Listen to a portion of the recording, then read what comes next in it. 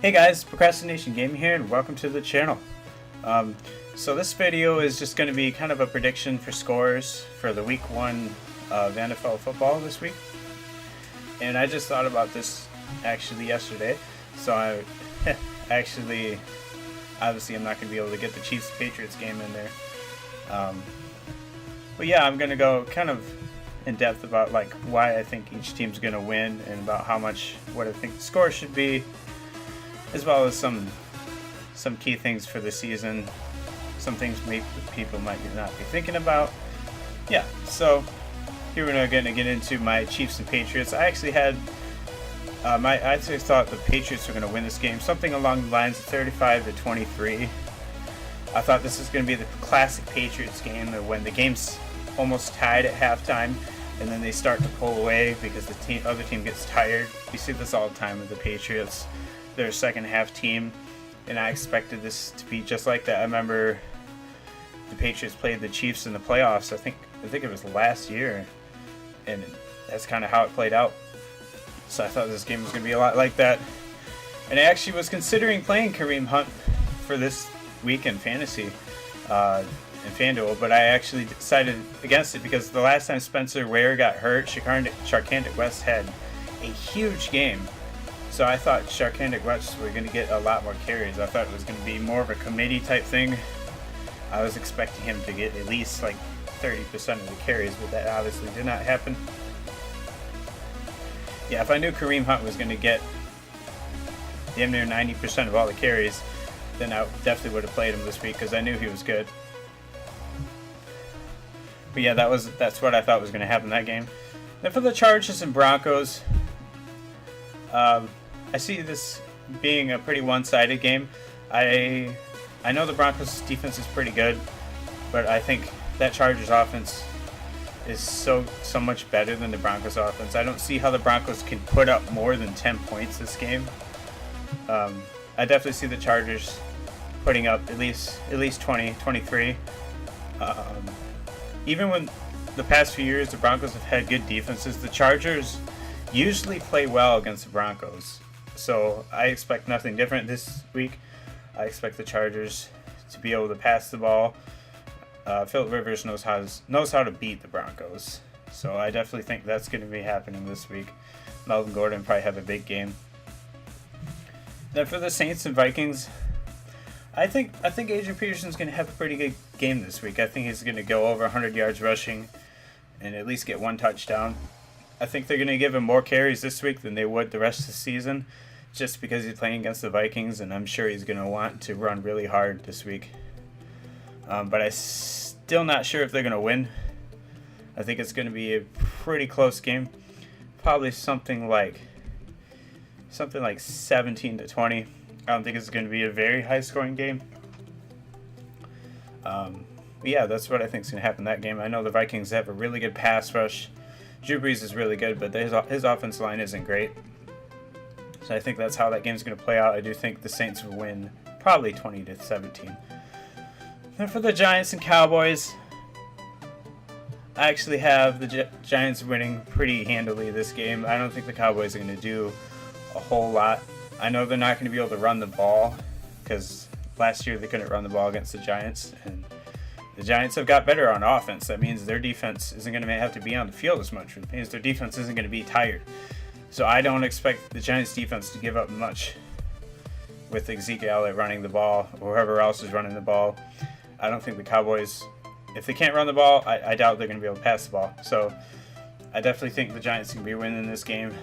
Probably something like 28-14. I don't think it's going to be that close. Then here for the Panthers and the 49ers, I have the Panthers winning in a pretty close game.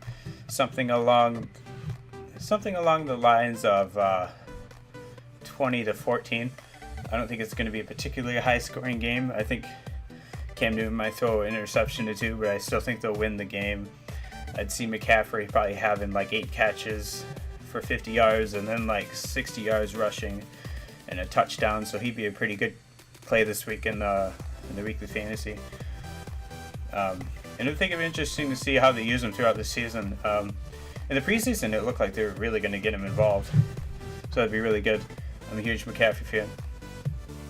And on the 49ers side, I don't see them putting up much more than 14 points, obviously. I really like Carlos Hyde. I don't really like anybody else on that team. Honestly, I could only name like Vance McDonald. I can't name many players on their offense. They don't have a good offense. I know that much.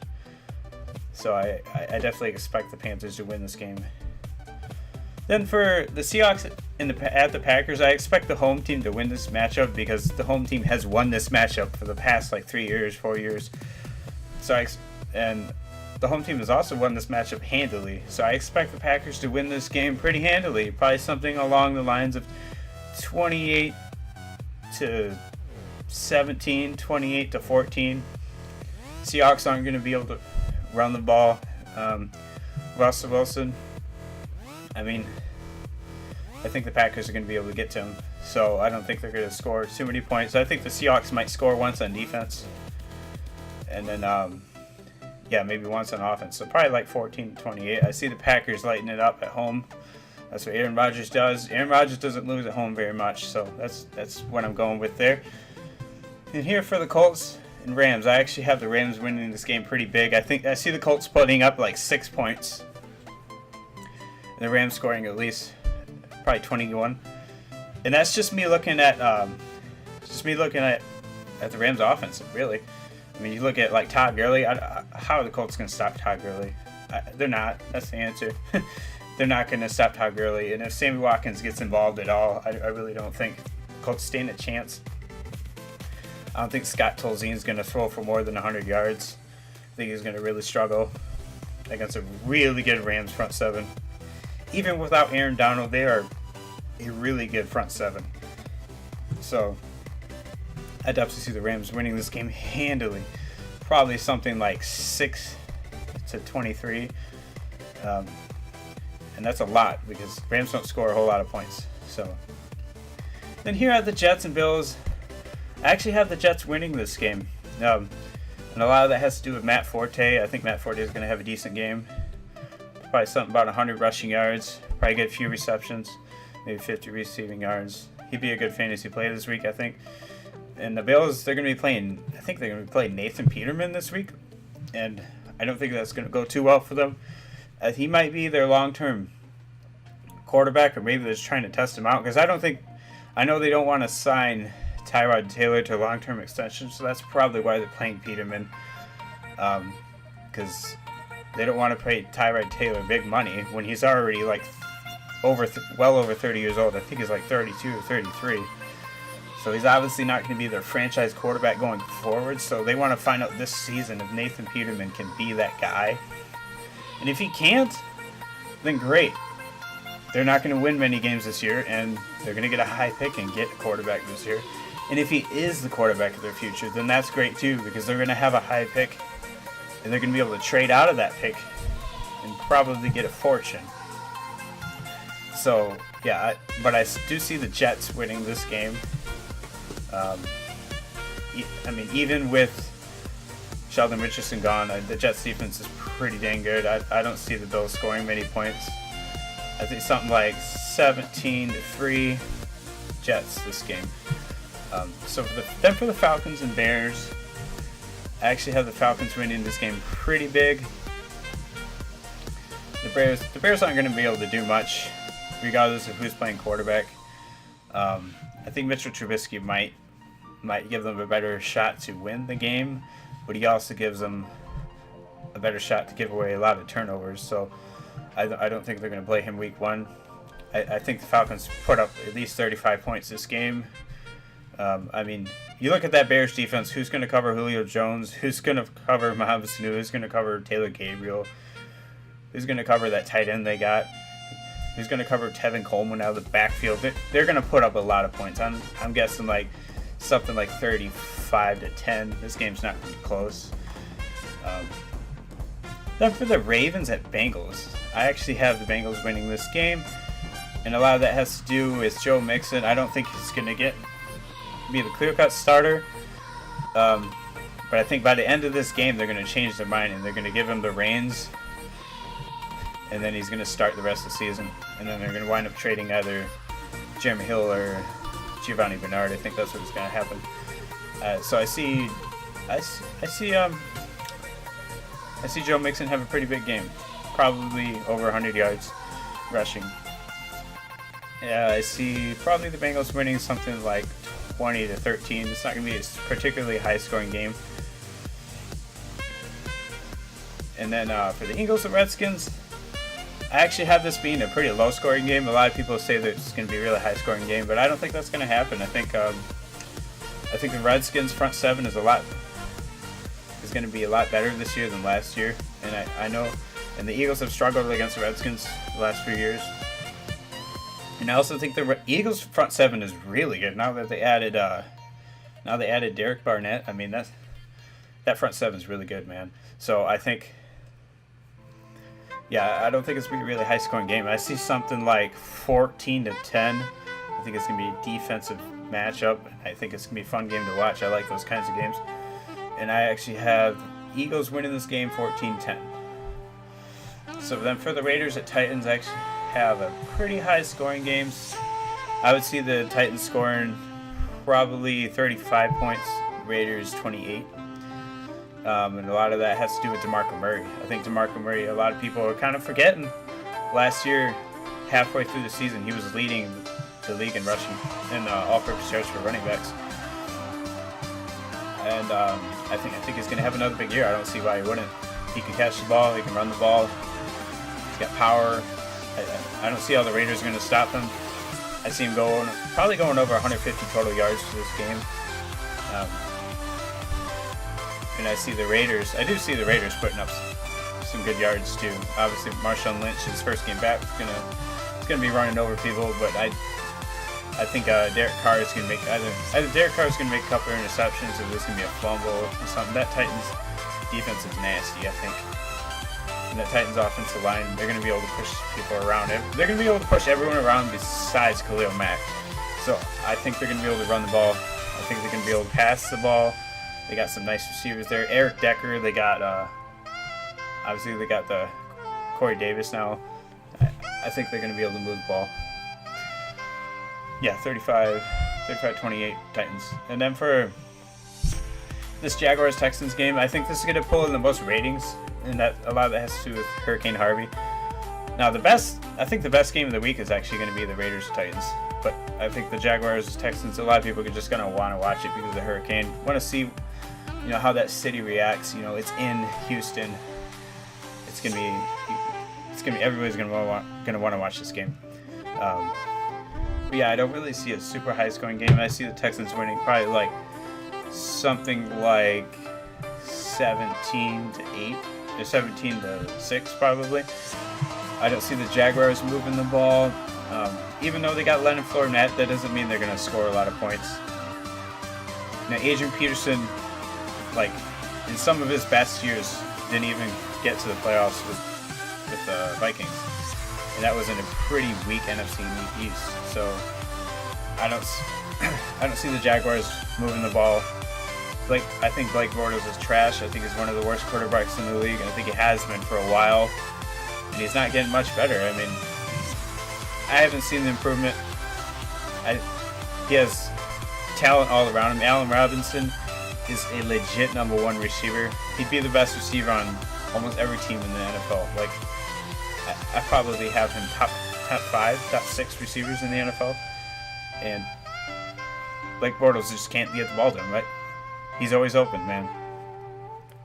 And then the Texans, I see them probably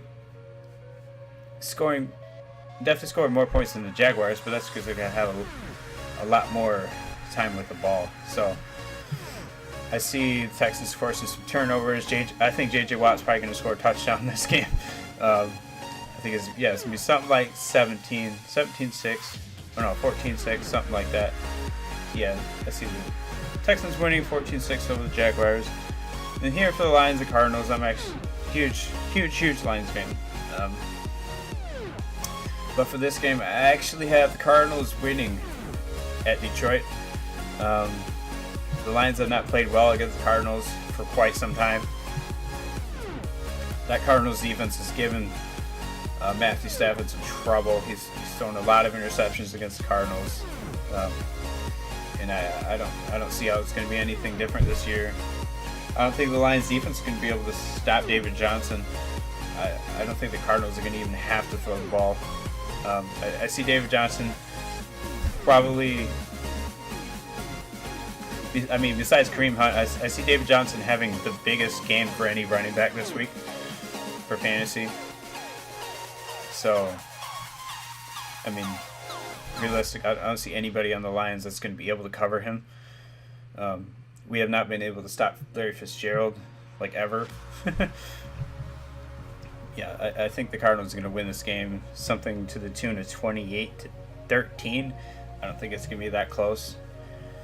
Yep, I think the Lions might go into halftime with this game about tied, maybe a small lead, and then after the first half, they're gonna come out like the Lions in the second half, and they're gonna lay an egg. That's what I think is gonna happen. Then here's Steelers versus Browns. I actually think this is gonna be a pretty good game.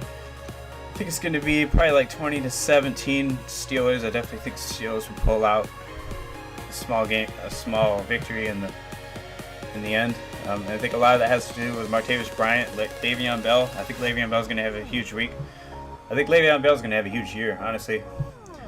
I see Le'Veon Bell this year definitely leading the league in rushing yards. You can quote me on that. I think in a contract year, he's definitely going to be the best because, like, he hasn't played a full season yet. He's missed 2 games and 4 games because of suspensions for smoking weed, but like he's still almost led the league in rushing yards both times. So him playing a full season, I think he's going to probably break Eric Dickerson's record. He's in a contract year. The Steelers aren't going to sign him. He says he wants money. He wants them to combine the money of a wide receiver 2 and a running back 1. So he's probably, I think he's looking for like $15 million a year. I know the Steelers can't afford that, and they would give it to him if they could, but they cannot afford that. That's why they've already drafted his replacement. I see him having a huge year, and I definitely think he's going to have a bigger year than David Johnson. Yep.